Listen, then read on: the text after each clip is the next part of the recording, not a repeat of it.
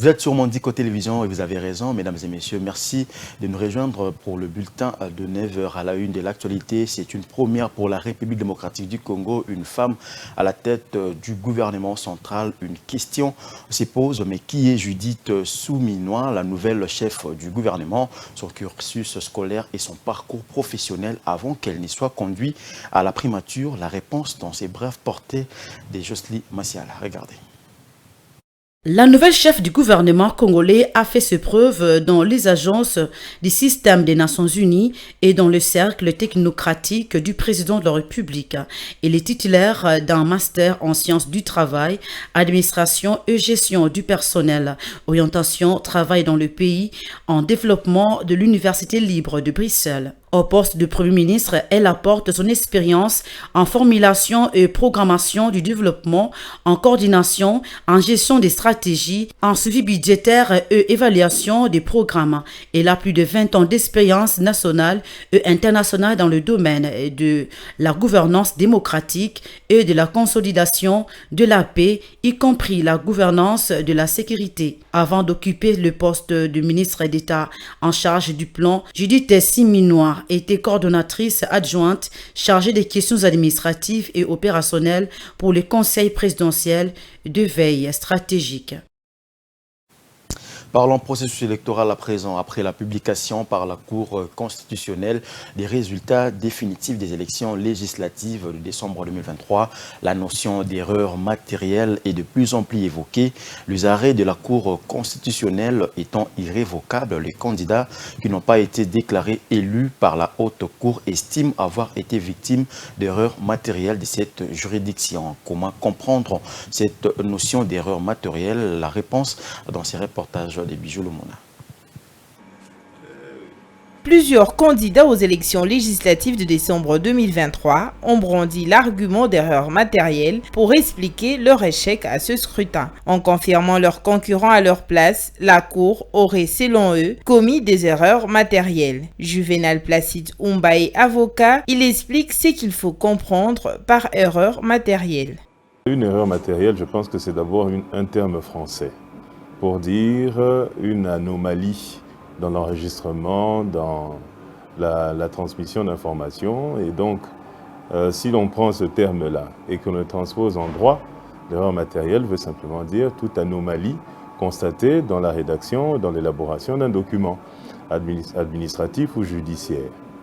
Ces erreurs matérielles ne peuvent être corrigées que par la Cour constitutionnelle elle-même. Au cas où elle le reconnaît, la Cour peut constituer une chambre spéciale pour revenir sur ses propres arrêts. Pour y arriver, il faut qu'elle soit formellement saisie par les candidats qui se sentent lésés. Ce sont des cas qui n'arrivent pas souvent. C'est le candidat préjudicié par le résultat à l'élection qui fait constater par tous les moyens de preuve admissibles en droit que le résultat qu'on lui a attribué ne sont pas les résultats qui reflètent son comptage personnel à lui.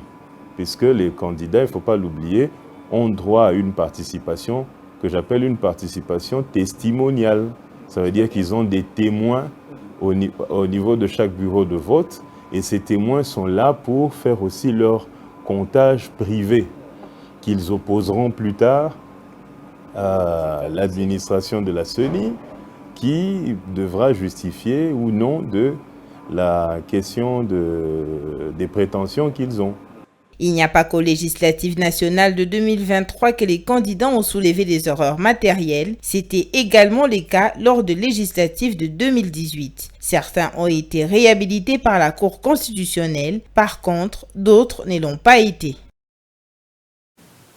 Dans le reste de l'actualité, abandonné depuis belle lurette à son triste essor, l'Institut national des aveugles de Mongafula a désormais un cadre approprié pour l'apprentissage au niveau scolaire. La Fondation Vision a réhabilité une dizaine de salles du bâtiment scolaire après 40 ans d'inaccessibilité et de défection.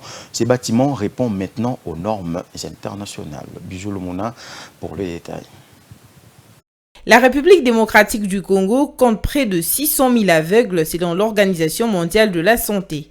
Ces malvoyants ont besoin d'une éducation spécialisée pour une bonne intégration dans la société. C'est ainsi qu'à Mongafula, dans la partie ouest de Kinshasa, l'Institut national des aveugles fait peau neuve. Le bâtiment scolaire jadis délabré et inaccessible a été réhabilité pour répondre aux normes pour l'apprentissage des malvoyants. L'INAVEM a mis très longtemps, pendant plus de 40 ans, dont les bâtiments étaient en état de délabrement ou de défection très avancée et étaient inaccessibles. Il a fallu que la Fondation Vision puisse arriver pour nous donner un coup de pouce. Voilà aujourd'hui le bâtiment scolaire des aveugles est totalement réhabilité. La Fondation Vision, qui a financé ces travaux de rénovation de ce bâtiment scolaire, a voulu mettre les élèves de cet institut spécialisé dans les conditions requises d'apprentissage. Elle n'est pas son premier projet avec cet institut, il réalise déjà d'autres projets avec l'INAV. Nous avons déjà mangé le poisson de l'INAVEM, nous avons déjà mangé les légumes de l'INAVEM. Et ça, nous, on ne s'arrête pas pour l'INAVEM à ce niveau-là, parce que notre but, c'est pouvoir créer une chaîne de froid où nous allons produire assez de poissons à l'INAVEM et qui sera commercialisé sur le marché. Et ainsi pouvoir donner une certaine autonomie aux personnes qui vivent ici, ça leur donnera un peu de revenus. Et le produit sera intitulé « Produit par les aveugles de l'Institut des aveugles de Mongafula ». Créé en 1982 par Maman Mobutu pour les aveugles de l'Afrique centrale, l'Institut national des aveugles, dont l'un des objectifs est l'enseignement inclusif, a longtemps été délaissé. Un abandon en dépit de la promotion par l'UNESCO. Conséquence, les besoins sont devenus de plus en plus nombreux. Le directeur de cabinet du chef de l'État a apprécié le bâtiment réhabilité et promet d'en parler à qui de droit pour répondre aux besoins de cet institut qui forme et réhabilite aussi des enfants malvoyants. Pour le chef de l'État, découvrir cette œuvre qui a été très bien faite ici. Et j'ai promis bien sûr que nous allons les accompagner parce qu'il y a ce que nous voyons. Il y a ce que nous ne voyons pas qui est derrière. Ces bâtiments scolaires rénovés va permettre à l'Institut national des aveugles de Mongafula de mettre en œuvre la gratuité de l'enseignement tel que voulu par le gouvernement congolais. C'était là l'essentiel de l'actualité, mesdames et messieurs. Merci de l'avoir suivi. Prenez rendez-vous avec nous à 11h30 pour un nouveau bulletin d'information. Au revoir.